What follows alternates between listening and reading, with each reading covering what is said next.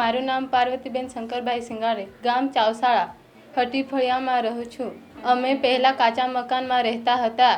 બહાર કામ જવા માટે અમને ખૂબ જ તકલીફ પડતી હતી. ચોમાસાના સમયે અમને રહેવાની ખૂબ જ તકલીફ પડતી હતી. ઘરમાં પાણી પડતું હતું. ઘરમાં સૂવાની પણ તકલીફ પડતી હતી. અમે પીએમ જન યોજનામાં ફોર્મ ભર્યું. ફોર્મ ભર્યા બાદ અમને 2 લાખની સહાય મળી. મનરેગા યોજના હેઠળ 23,040ની અમને સહાય મળી, જેમાંથી અમે પાકું મકાન બનાવ્યું.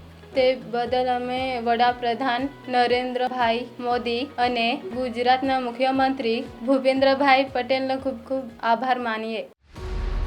વિકસિત ભારત, વિકસિત ગુજરાત.